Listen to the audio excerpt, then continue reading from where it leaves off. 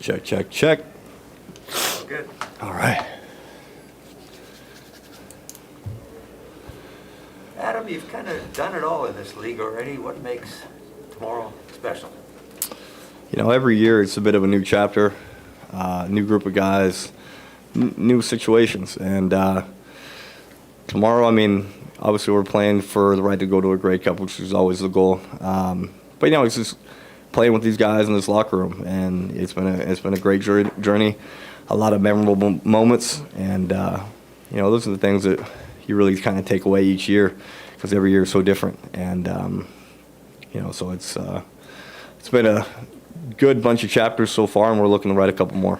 You guys talked so extensively about how close that 2019 team was. You made some changes, but how does this compare? Well, you know, in 19, you know, we really kind of put some pieces together at the very last couple weeks of the season on the back end, and obviously that boded very well for us.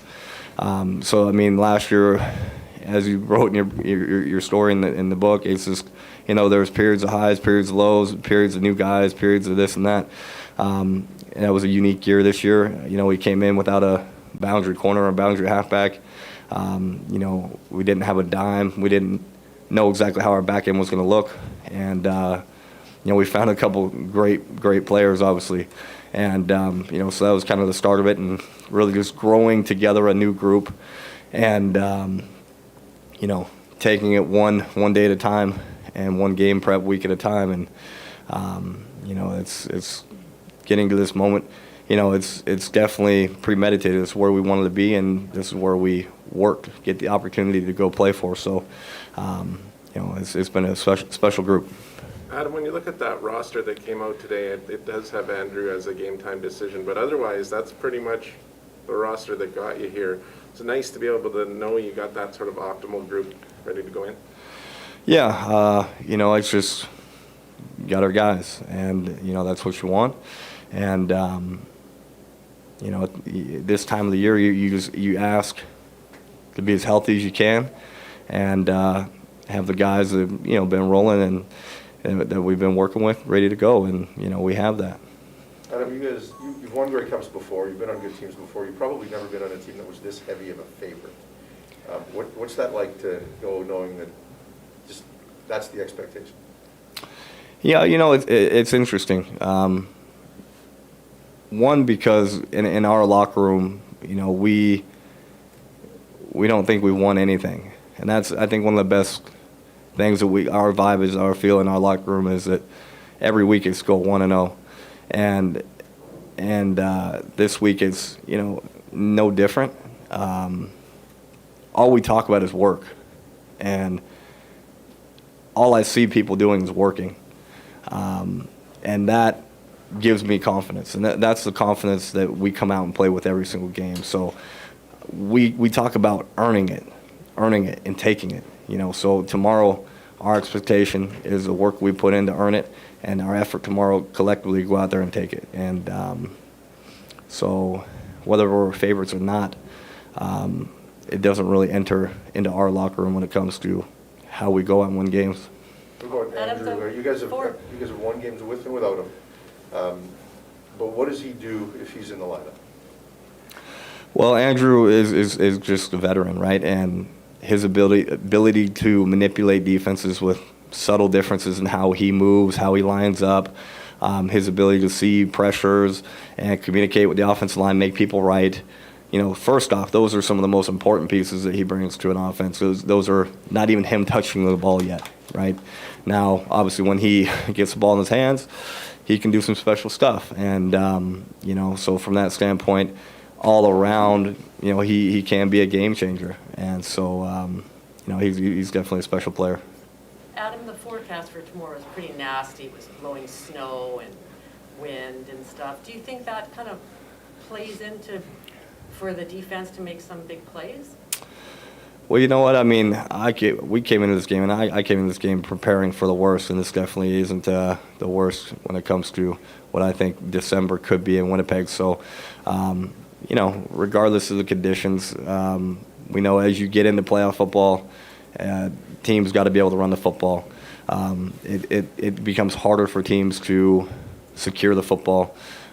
So defense, we always anticipate, we should be forcing more takeaways and giving our offense more opportunities. So with that being said, I mean, that's pretty par for the course on playoff football in the CFL.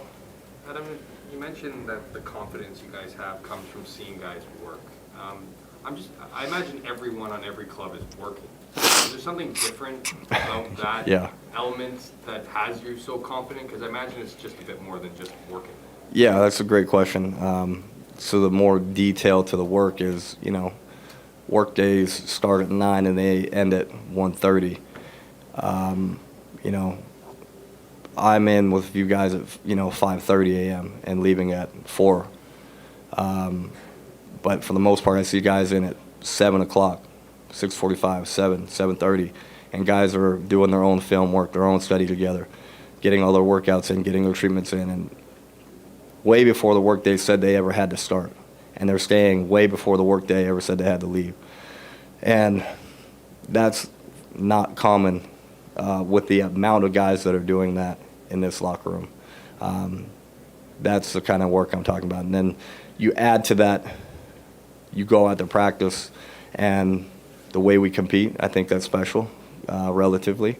You look at the detail of execution we have when we do work, I think it's very high. And the reason is because we put in the extra work to make sure that when we are on the field, every opportunity is crisp and clean, detailed, and as we like to see it, as opposed to being at practice, making a mistake, and having to lose one day of correcting it, then going back and fixing it, of perfecting the looks as they come to us from day one, so we can really level up as we go throughout the week. Those are some of the more detailed spots of working that hopefully brings a little bit more of a clearer picture for you. Does that detailed preparation take away some of the pressure? Like, do you feel the pressure on you guys as back-to-back, as top dogs? Like, does that work allow you to kind of maybe even redefine the word pressure? I mean, I'll speak personally, and I think it does reflect of our team and definitely our defense, is that when you put in the work, you build the confidence. When you build the confidence, the nerves go away because you know what's about to happen. You know how to handle the situation, and you know what needs to be done. There are no question marks. You see your bullseye, you hit it.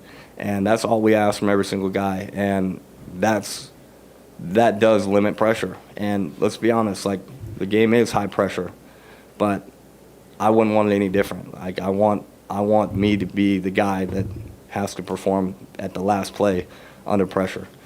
I thrive in that, and from what I've seen, our entire squad does as well. Adam, we saw Cody Fajardo run quite a bit more against the Stampeders last week. How does that change your position, or did you always expect them to do that? Well, we've known Cody to be a running quarterback. I mean, he uses his legs very well. That's one of the things that makes him a pretty good quarterback in this league, is that he can extend plays and find open receivers down the field. So obviously, we just can't let him run around and extend those plays. I mean, that's definitely was one of the keys to their success against Calgary is him being able to extend drives. And I think that's what helps make good quarterbacks in this league, is be able to make something out of nothing. And, those things can get frustrating on defenses when you consistently give those up. And, we played them twice already, and I feel that we did a very good job of containing Cody and some of his escape lanes. And, it's obviously something we just got to be aware of for tomorrow's game as well. Did you put a spy on him? You probably won't tell me. I have another question about the defense. I'll let you start out tomorrow. But would you put a spy on him to watch it, or does he just have to realize other quarterbacks have other attributes too? No, I don't think we need to put a spy on him. We don't have. I mean, we're not going to go in a game plan, but at the end of the day, our front four handles quarterbacks pretty well, and we put a lot of belief and trust in our guys to go out there and do what they do, because they're the best in this league, I do believe, and. So that's really how we're going to handle the quarterback. Adam, I know that statistically last year, 2019, may have been a down year by your standards, and the numbers are up, and certainly the accolades are up this year. Do you feel like you've been better this year than 2019? I feel like I do because I try to get better every single year. And I really look at it. I had 2 years of training. I didn't take time off, and because we didn't play 2020 season, I was training dang near 2 years. It's the healthiest I've been, the fastest I've been, the best shape I've ever been, and that's my goal going in every single year. And so for this year, I definitely am better than I ever have been. But I mean, with that being said, I got a lot of guys around me that make my job pretty easy too, and hopefully, the thing that it's not a stat that I like to believe I can help is how much I impact guys around me on my defense, helping them be in the right positions, helping them understand, calling out plays before they happen, understanding situations so we play them appropriately. Those are things that I personally try to do more than, I'm going to make my plays I'm going to make. That's just what I'm going to do. But I want to help everyone around me make the plays that I know they can make as well. Thank you. Thanks, guys.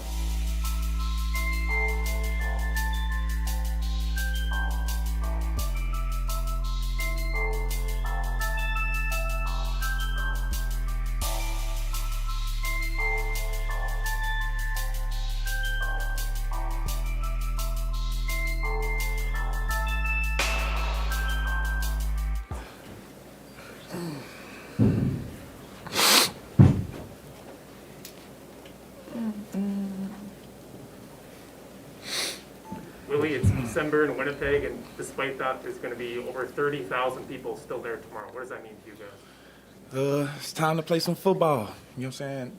It's been a while since we got a home game here in Winnipeg, playoff-wise, so I know the fans are ready. The city's ready.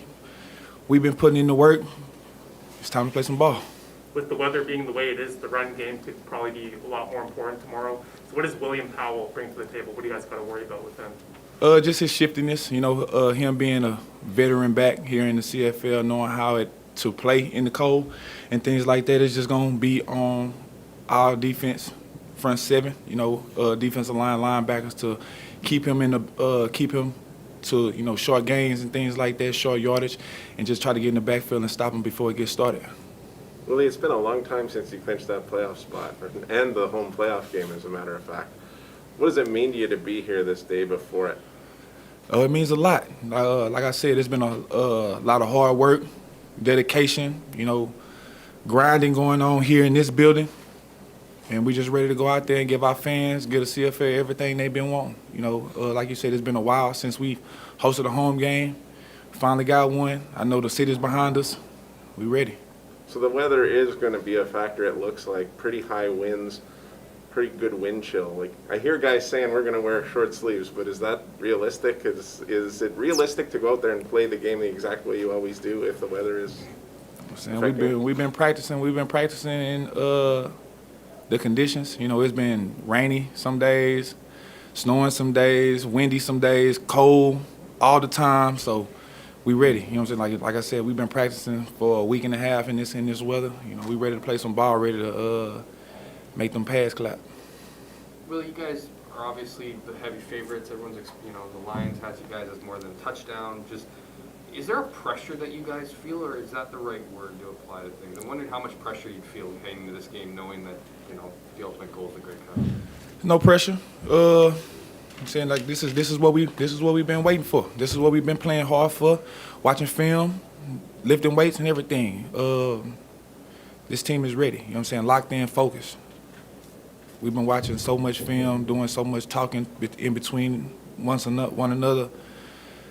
Yeah, man, it's time to stop talking and, play some ball. You know how important these games are, obviously, but is there an extra jump or I don't even know how you would describe it, knowing that you're playing your prairie rivals in Saskatchewan and just given what you guys have been through this season, obviously back-to-back wins, but not exactly, there was plenty of bad blood in that final game for you guys. Oh yeah, it's a lot of bad blood, on both sides, with it being a rivalry and things like that. But this is the game that we wanted to play. This is the game that everybody in the CFL wants to see. We know there's other games being played, but a Saskatchewan versus a Winnipeg game in the finals to see who goes to the Grey Cup. I mean, that's you can't ask for nothing better than that. You guys have been following the rules all season long. COVID has changed this year. What do you make of what's going on in Toronto? I'm saying that's Toronto. We're gonna let Toronto deal with Toronto. So we worried about Winnipeg. Well, you put a pretty emotional video on, well, I don't know if you put it on, but it was on Twitter yesterday, but you're talking about your family and stuff, and you could have redone that and said, hey, I don't want to show how emotional I am about this, but you left it up there that way. Why was it important for fans to see the real Willie like that? And the fans see me all the time. I'm never, trying to hide who I am or hide the type of person I am. I'm very open, very vocal, in the locker room and in the community. If you see me, I'm speaking. Before COVID, I was giving hugs, giving handshakes, and doing stuff like that. But that's me. You know what I'm saying? Like I'm a family man. I love my daughter. I love my wife. I love my family. You know what I'm saying? Whatever I can do to make them happy, for sure make my daughter happy. You know what I'm saying? Make her smile and give my wife some free time to let her do her and explore her creativity. I'm with that, and I'm all for it. And when it's time for football, they give me that same love and attention that I want and I need to go out there and do what I do. And you know what I'm saying, when I make plays or when the team wins or anything like that, I know that they're there watching me, and I'm doing it for them. Willie, we saw Cody running the ball quite a bit against the Stampeders. How does that change your approach, or does it change your approach? But it doesn't change our approach at all. We know Cody's a mobile quarterback. We know he likes to, move around outside the pocket. But we're going to try to keep him in there, try to keep him contained and things like that if we can. But, me and Jackson like to run around too. So we'll see. Willie, what's it like to face some former teammates in a game with this pressure pack, with the lights on brightest? After the semifinal, Ed Gainey said he wishes you didn't have to go, but that's just how it was. I mean, it's fun, man. It's all love, competition. The rivalries that is there. And when we get a chance to talk, trash and stuff like that, we talking and we give it to each other, full tilt. There's no holding back and things like that. Like I saw the interview with Gainey. And like Gainey is my man, that's my dog. We were roommates once before. We talk all the time, during the off season and things like that.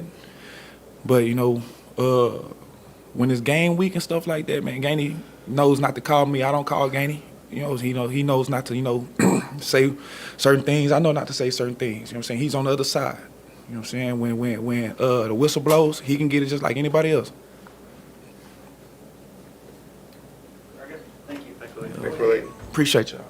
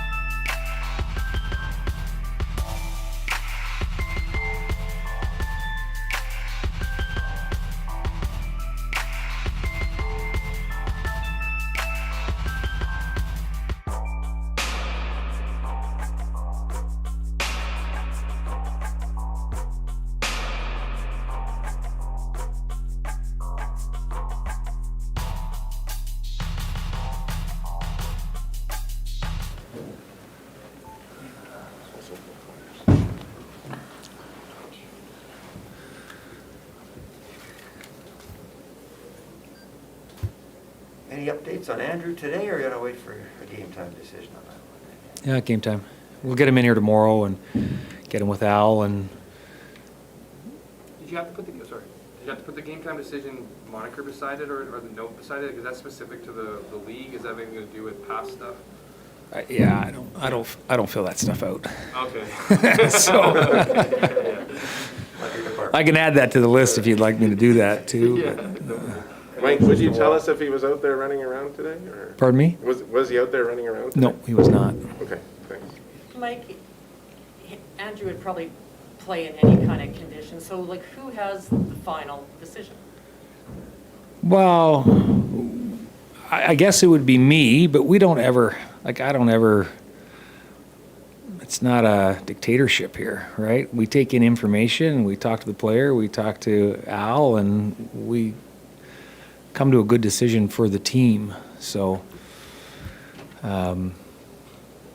that's how they all work, right? I mean, ultimately, if he was cleared, then ultimately it's my decision, right? To come to see what's best for the team at this point. But to get to that decision to clear him, it's Al and the player, right? Doesn't matter what I want. It's what's good for the player at that point. That becomes harder then for you, doesn't it, if he's cleared? For a guy like Andrew, veteran, loyalty. Are you asking or telling me? I'm asking you if that's true or not. Does that become real hard for you in a case like Andrew's? No, I don't think so. I mean, we've. I mean, obviously, Brady and Johnny have done a great job, Exactly. right? So I don't know that having more good tailbacks is difficult. I think it's easy. Does it change up to that, because we were trying to do the roster stuff, so if Andrew does play, but maybe he can't do a full load or whatever, is it a big deal, that one roster spot, where it could maybe go to somebody else, kind of thing? We've got great depth across the board, and the coaches do a great job of understanding all the moving pieces and how that's going to affect them possibly in the various scenarios. And because of the way we practice, all the guys that could be available or be moving in and out, I'll get reps anyway. So We hear guys talk about nerves. You get nerves, Mike? I wouldn't say it's nerves. I think there's a natural response your body has that gets you ready to fight. I mean, it's, when you feel your body changing before competition, it's just your body's way of getting you ready, right? So I think most of the guys at this level embrace that and understand that that's a part of being ready to pounce, to defend yourself, to all those things, right? It's part of the response. Mike, the weather, we've talked about it all week, but, we're getting a better picture of what it might look like. And they are talking maybe 50 to 70 kilometer winds, wind chill, blowing snow. These are not great conditions for football. But are you able to just proceed with your game plan, or do you have to be concerned that might affect your game plan because of the conditions? Well, I mean, the majority of games in the CFL are played outdoors, and you want to be playing at this time of year. I know it's later than ever, but yeah, there will be decisions that'll have to change based on the weather, but that's not unlike any other situation, right? If it's torrential downpour, but the game's still going on, if it's really windy in the summer, you got to make different decisions. So I don't know that it's... both teams will be affected by it in some way, shape, or form, and whoever handles it the best will fare better, I would imagine. And there's going to be the game's going to get played, and under those conditions, we'll see how it unfolds, and those decisions will be made under those conditions, right? There's no game where you go in prior to the game, you walk out, you have this decision, I'm going to make this decision no matter what. Like, you have to take in all the information, and weather is just one of those pieces of information that you have to take in. Have you You been guys play talking a to style your that is, kickers? you guys play a style that seems to eliminate a lot of unpredictable variables, right? In terms of consistency, the way you tackle on defense, the lack of turnovers, and things like that. Like, how much of that is kind of by design for these types of games and these types of conditions, knowing that it may come? Well, I don't think initially it started out as a design for the end of season. I just, with the group we had and the way we wanted to be built and the team we wanted to have, that was the style of play that was going to best suit us. So it just so happens that in this type of weather, you would think that, you know, grinding out tough football is the way it should be played in this type of weather, but we'll see. You know, whatever the game dictates us having to do to try and get a win is what we're going to do. There have been teams that have, you know, had great seasons and looked like they were the front runners. It's been a while since the team at this stage has been as heavily favored as you. And I'm not talking about point spreads, but perceptions are that there's Winnipeg, there's everybody else. How do you as a coach emotionally get your team in the right spot to avoid that noise? Well, I think they've done a great job for a number of years avoiding all of that anyway. They're very focused on their teammates and what they do inside the building and not focused at all on what goes on outside of the building. I don't know that our guys have ever believed that perception is reality. I think they come to work every day and try and create their own reality, right? They try and live in the moment and go from there. So all that stuff, as you said, the outside noise is, I think with this group, or I know with this group, it's really irrelevant. It doesn't even come into the conversation, really. What comes into the conversation when they come through those doors is, you know, where's so-and-so? Are you ready? Is the film up? All right, everybody get in here. Let's go. What are we doing? And they just go to work, right? Like they just come in and get after it on a daily basis for months on end, which is, as a head coach, is very pleasing. With Andrew, getting back to the decision, you said that you're going to take a lot of input. He obviously does something emotionally for your group, given, you know, his experience and the success that he's had. So for you, do you need him to be available every snap, or is there a value to just having him dressed and in the lineup and maybe playing 20 to 25 plays in specific situations? Yeah, we don't really work that way. If you're going to be cleared, you're cleared for the entire game. There's no, oh, I can play 10 plays, or I can play this many snaps on offense, or I can play but I'm not playing special teams. It doesn't work that way. You're good to go, you're good to go. Last one for me, not necessarily player related. This will be Bob Irving's last call. As a guy that's gotten to know him for a long time, what does that mean to you?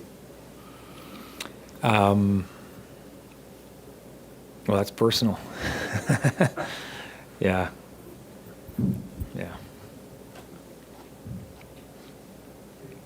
Yeah, have you talked to your kickers about the potential for the wind gusts? I've been scaring them all week. Just But there might poor be- Sergio's just shaking right now.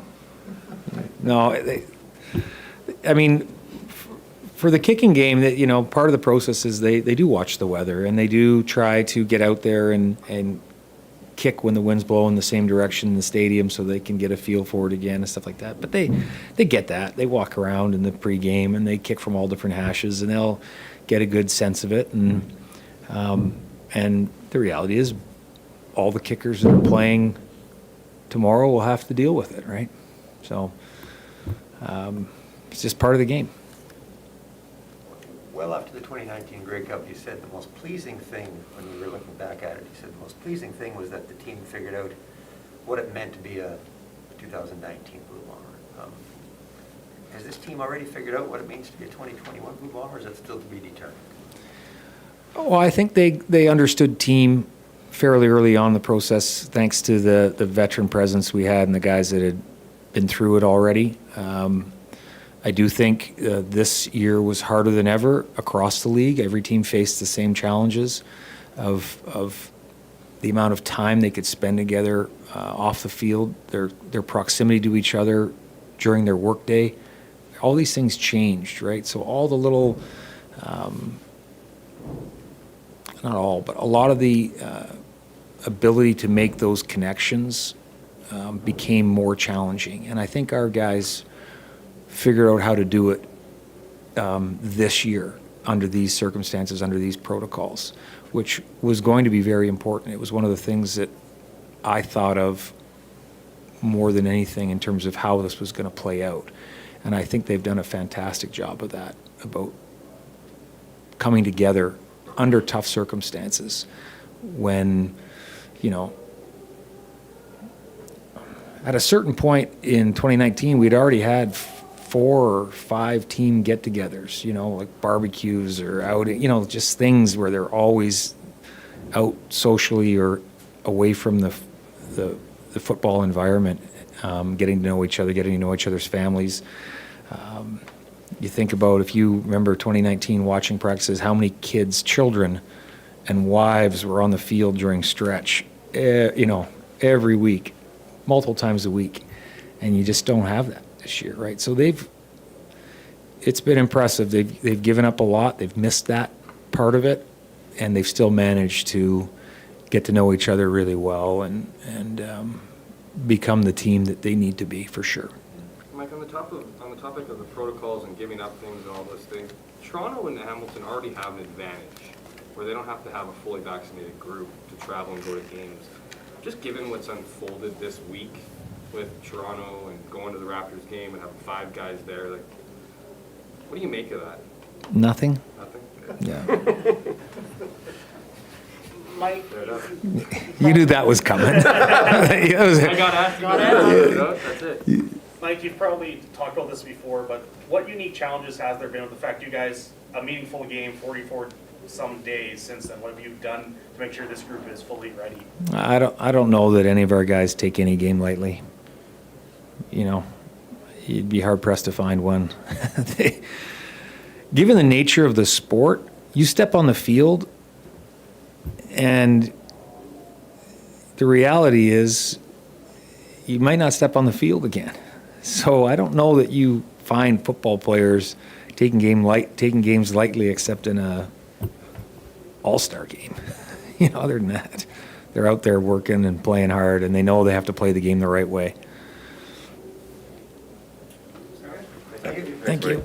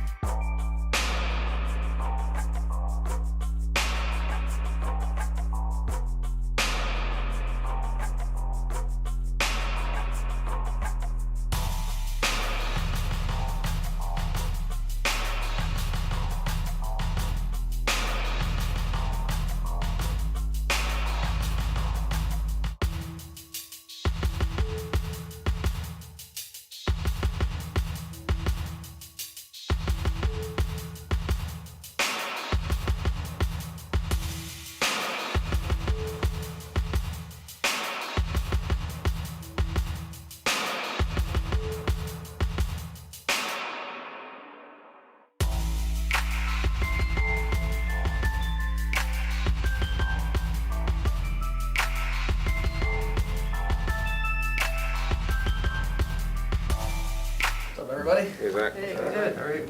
Good.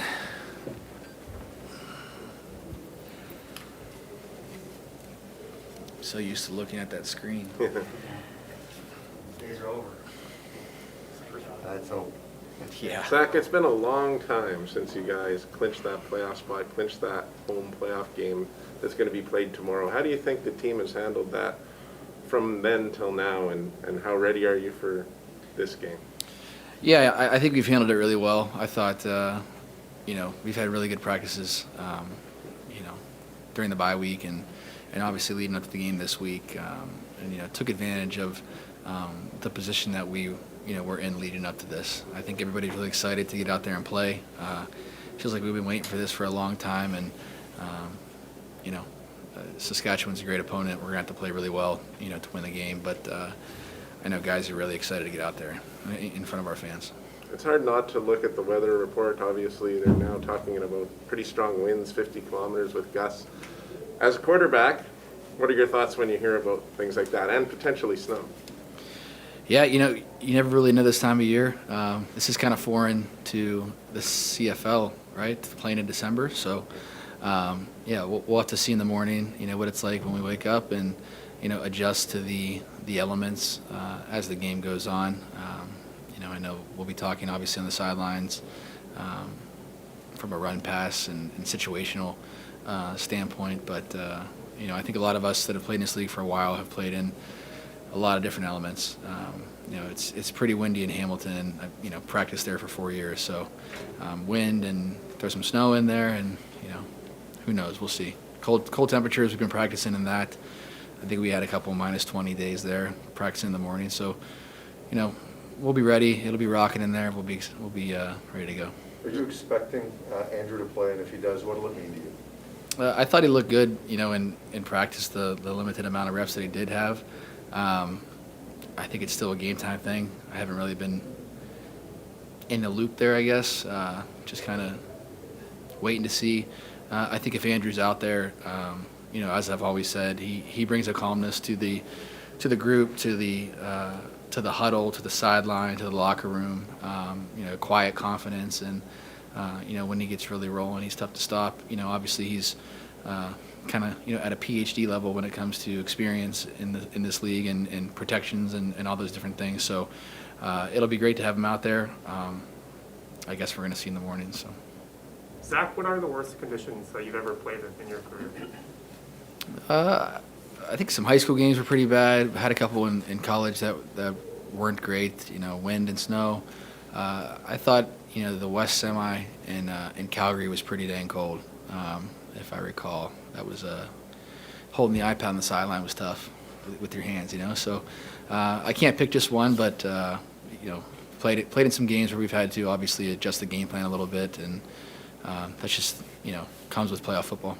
With or without Andrew, though, how important is it though just to have a strong run game tomorrow, especially with it being windy, snowy, and all that? I mean, I think it's important, you know, no matter what the weather conditions are.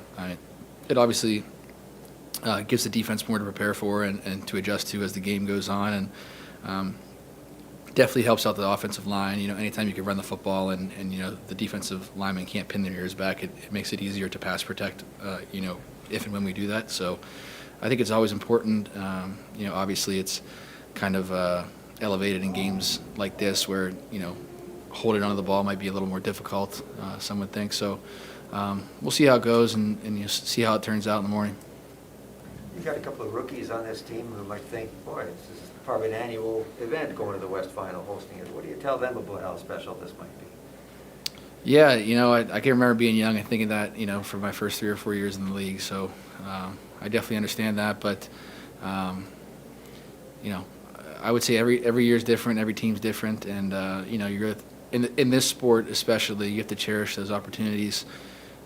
Really cherish every practice, every game, every play you're out there, because you just never know. You know, nothing's guaranteed in this sport, and you have such a limited time to actually play games. You know, I think I said earlier in the year, it's not like baseball and basketball where you have 80, 160 game seasons. You know, you prepare so much, you know, as a unit together, and you know, this season only had 14 opportunities, and you know, including the playoffs. So it's always special when you can get out there and compete, and you know, I think guys understand that, but everyone will be ready tomorrow. Zach, what do you think about playing the Riders in back-to-back West Finals? I think they're a good football team, and you know, it's again, it's going to be a challenge for us. You know, I don't really think it's a big deal who the team is. So, you know, I know what you're getting at for me specifically, but you know, we'll be ready to go, and you know, I know it means a lot to both organizations in terms of just the rivalry. You know, the Labor Day, the Banjo Bowl.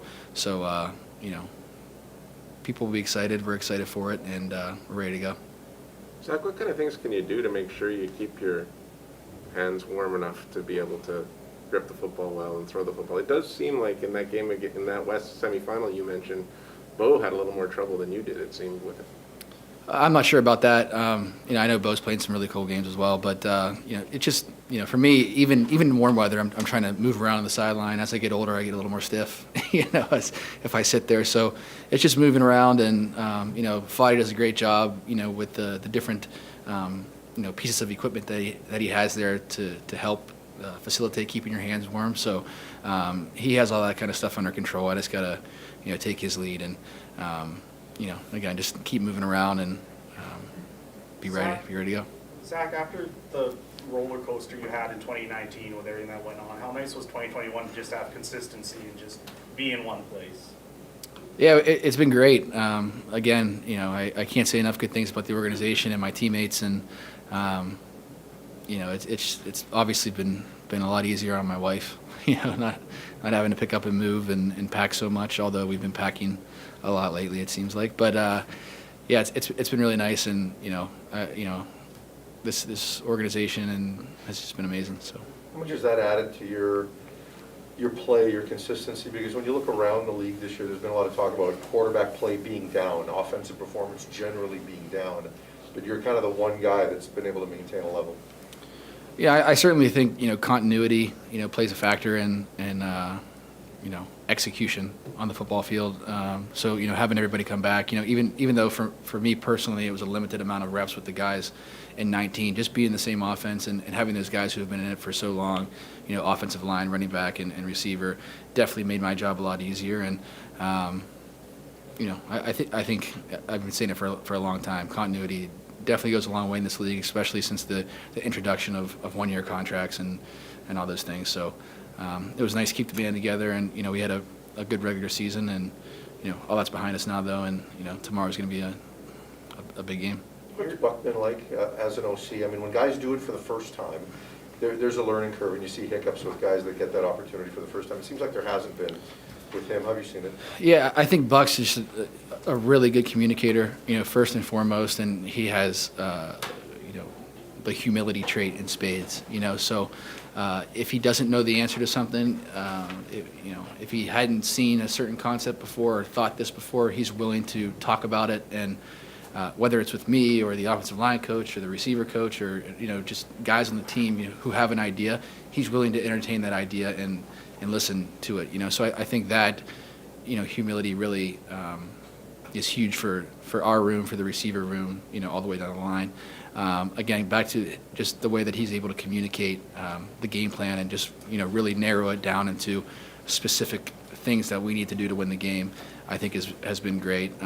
He could obviously speak to you more about, in-game play calling and things like that, but it's just been amazing to work with him all season long. And, I said at the beginning of the year, and nothing's changed. I have so much respect for him just as a human being, so it's easy to follow him. You're a few years removed from your time with the Riders, and a Grey Cup championship, but how do you look back on those few years you had there? I thought, I have a lot of really good relationships with the guys. Some of the guys still in that locker room and guys that have moved on or retired. So, the people of Regina and the province, always treated me really well. And I still talk to some, restaurant owners out there and different business owners. So it was a great time there, and I learned a lot, grew up a little bit, and obviously I'm very happy to be here. Zach, every week there's a pressure to win. This week is. I didn't know where you were. Sorry, sorry, right here. There's obviously, is there an added pressure in this game with the win and go home? And I use the word pressure, but I'm not sure if that's the right word or if that's how you would view it. But obviously knowing that you guys are the favorites and it's a win and go home game, is it different than what you've been used to? Yeah, pressure is probably the word to use, sure. But the way that you handle pressure is preparation, and it feels like we've been preparing for this game for quite a while. Even before we knew who we were going to be playing. So I thought we've had a really good week of practice. Guys are really dialed in, and but it always comes down to execution. So again, we're really looking forward to the challenge. It's a great football team. It's a great defensive front. They're a very veteran backfield, so they've seen everything.